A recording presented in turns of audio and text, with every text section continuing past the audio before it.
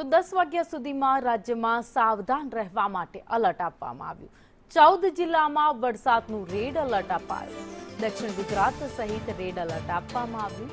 તો ભાવનગર, અમરેલી, ગીર સોમનાથમાં red alert અપાયું। તો જૂનાગઢમાં વરસાદનું રેડ એલર્ટ અપાયું।